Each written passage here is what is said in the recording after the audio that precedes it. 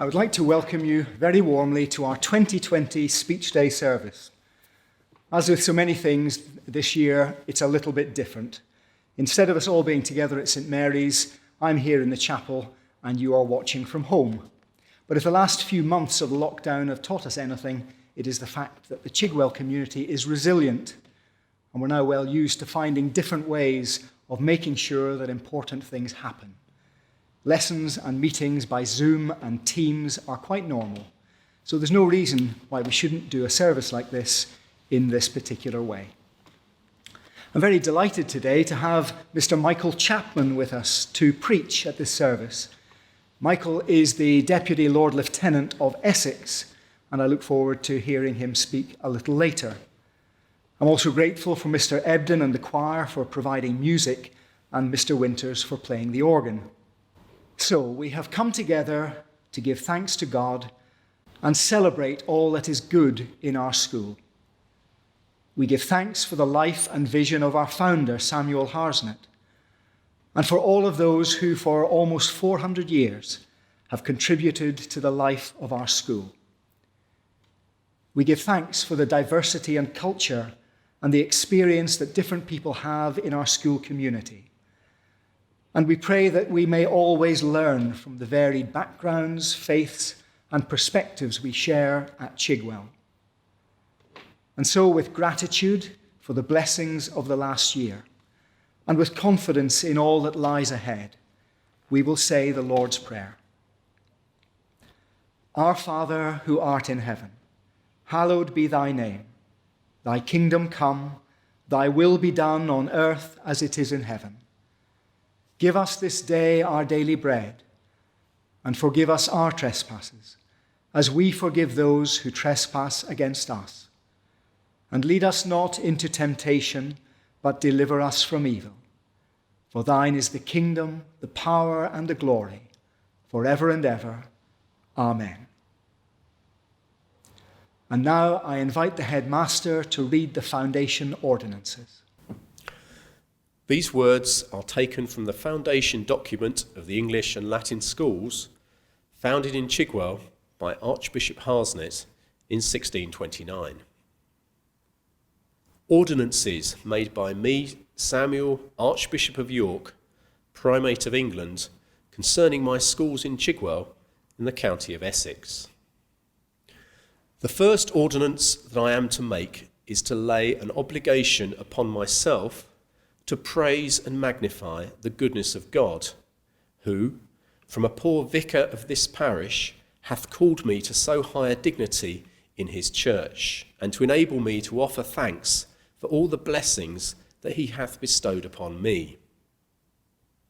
I ordain that both the schools, respectively, be forever ruled and governed by 12 governors, and that these, and those who shall succeed them, do elect and constitute the schoolmasters respectively, and remove and expel them as there shall be cause. See the ordinances of the school duly kept and observed, receive the annual rents, pay the schoolmasters, and do all other things and matters that shall or may concern the welfare and prosperity of the said schools for ever. Of which 12 I nominate and appoint the vicar of Chigwell and the parson of Loughton, for the time being to be always 2. I constitute and ordain that the Latin schoolmaster be a graduate of one of the universities, not under 27 years of age, a man skillful in the Greek and Latin tongues, a good poet of a sound religion, of a grave behaviour, of a sober and honest conversation, no tippler, no haunter of alehouses, no puffer of tobacco, and above all, that he be apt to teach and severe in his government. I ordain that the scholars of both the schools do every morning upon their knees, before they begin their lectures, offer up their sacrifice and prayer and thanksgiving to God. That is to say, that their masters, both at the one time in the morning, do repeat the Lord's Prayer, and after that the Te Deum Laudamus, and that their scholars do answer them accordingly.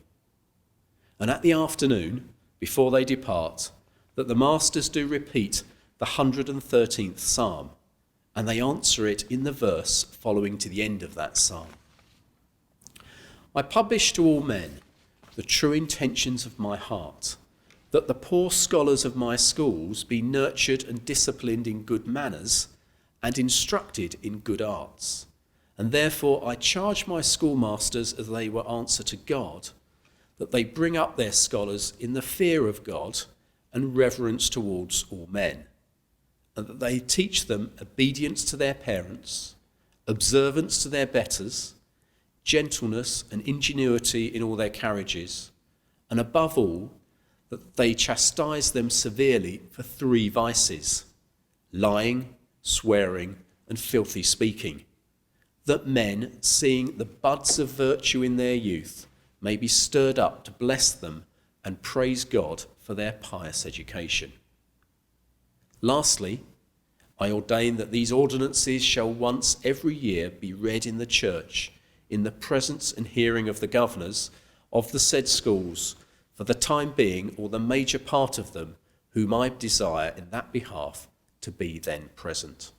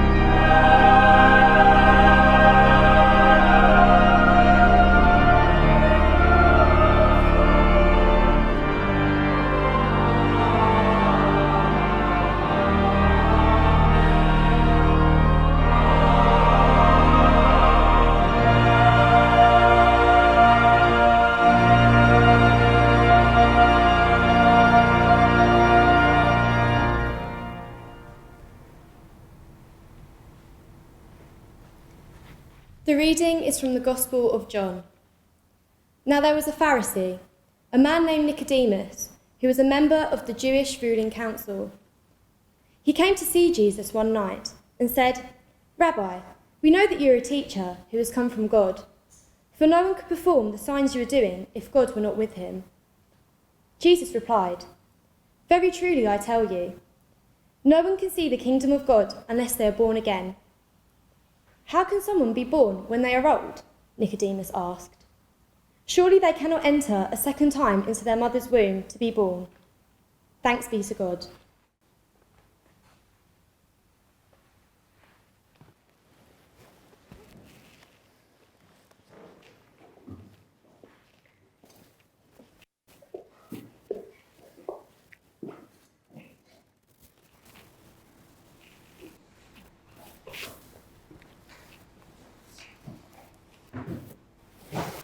Hello, I'm Michael Chapman, one of the Deputy Lieutenants of the County of Essex. Now, the uniform that I'm wearing is the standard Army officer's uniform. The cap badge, however, is unique to the lieutenancy, as it is two roses joined together. Now, you may remember in 2012, there was an excavation in a car park in Leicester. What the archaeologists were looking for was the grave of King Richard III, whose emblem was a red rose, and he'd been killed in the Battle of Bosworth Field. There had been the War of the Roses, a nice name for a very vicious civil war, over who was to be King of England. And Henry VII had a white rose as his emblem. So Henry VII came to the throne and tried to bring the country together again. Now, the lieutenancy started during the reign of King Henry VII. The problem he had was it took many days to travel from one part of the country to the other, and it would take well over a week to travel from London to Edinburgh.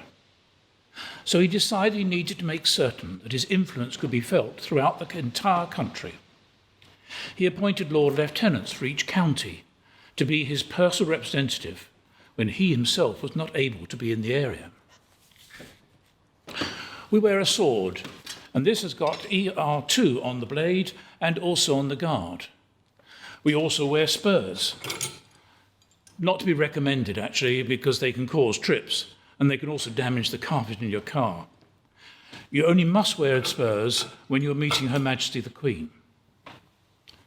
It was the responsibility of the Lord Lieutenant to meet the King on the boundary of the county whenever he came to visit or was travelling through. And the Lord Lieutenant also had the responsibility of raising a militia in times of national crisis or emergency. Now, the military role has now, of course, been taken over by the armed services, but we are still the Queen's representative in the county, and we have the responsibility of greeting the Queen or members of the royal family when they come to Essex. On behalf of Her Majesty the Queen, we attend at Stansted Airport to welcome visiting heads of state. And when in uniform, I outrank everyone, apart, of course, from members of the royal family. Now, I was asked to attend today last year when none of us had any idea of the changes that were going to take place in our society during the pandemic this year. The chaplain asked me to choose a Bible passage for the service, and I thought of the story of the man called Nicodemus, who came one night to talk with Jesus. Now, Nicodemus was an influential man and a member of the Jewish authorities. And Jesus said to him, "You need to be born again." And understandably, Nicodemus replied and said, "How on earth can I do that?" And I thought how relevant that was for our current situation. In just a few days earlier this year, our way of living was suddenly turned upside down with the lockdown. Much of what normal life stopped. Businesses closed, schools closed. We then had online Zoom meetings. Social distancing had become a way of life. Now we're now going through the phase of gradually removing the restrictions, and therefore this service is particularly relevant. It is, as usual, marking the end of the academic year. The new starts in school are those moving from pre-prep to the junior school, the fourth form moving into the remove in the senior school, and those moving from the middle sixths to further education, university, training, or work. We have the challenge of starting life again, and I would encourage all of you, rather than saying, "What a dreadful time it's been, how life will never be the same again," to think of the challenge to Nicodemus of being born again. Let us make a fresh start. Do we really need to commute to London every day? Do we really need to fly all over the world for meetings and to have many numerous holidays in the sun? Do we really need to be constantly using our cars? People have gone out for their daily exercise and enjoyed the countryside or the parks, and the level of pollution throughout the world has gone down. I heard the BBC correspondent in Kathmandu saying that he could now see the Himalayas, and that this has not been visible for the last 2 generations because of pollution. Now, I hope that you will accept the challenge that was given to Nicodemus of being born again, taking a new look at our past lifestyles and choices as we move forward. Let us work together for a better world, caring for our environment, and like the NHS and other key workers, caring for each other. Thank you.